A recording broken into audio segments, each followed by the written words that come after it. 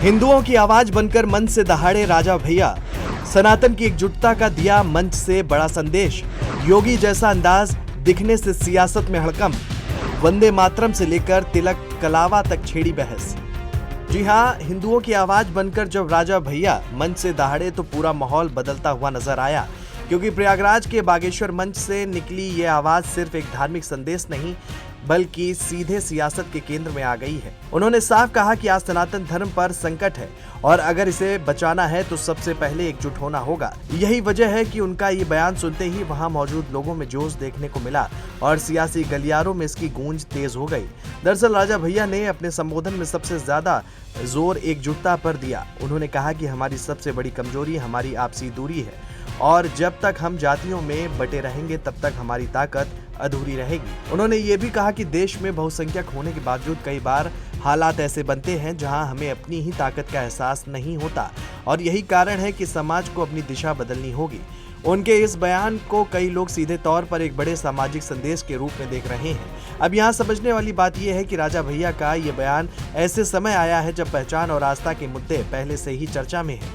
ऐसे में उनका ये तेवर इस बहस को और आगे बढ़ाता हुआ नजर आ रहा है। राजा भैया ने वंदे मातरम के मुद्दे को भी खुलकर उठाया और उन्होंने कहा कि जो लोग इस राष्ट्रगीत का विरोध करते हैं उन्हें जनता को जवाब देना चाहिए। उन्होंने इसे राष्ट्र की भावना से जोड़ा और लोगों से अपील की कि चुनाव के समय इस बात को जरूर ध्यान रखें। इसके बाद ही उन्होंने तिलक और कलावे का जिक्र करते हुए कहा कि अगर आप सनातनी हैं तो आपकी पहचान भी वैसी ही दिखनी चाहिए। ये बयान सिर्फ सांस्कृतिक नहीं बल्कि राजनीतिक संकेत भी माना जा रहा है, जिसने पूरे माहौल को और गर्म कर दिया है। सोशल मीडिया पर भी इस बयान की गूंज साफ दिखाई दे रही है। वीडियो तेजी से वायरल हो रहा है और लोग इसे अलग अलग नजरिए से देख रहे हैं, लेकिन बहस हर जगह छिड़ चुकी है।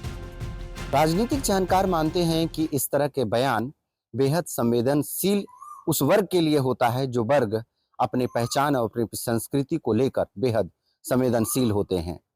राजा भैया का जिस तरह से ये बयान सामने आ रहा है, यह एक बड़ा संदेश उत्तर प्रदेश में जा रहा है।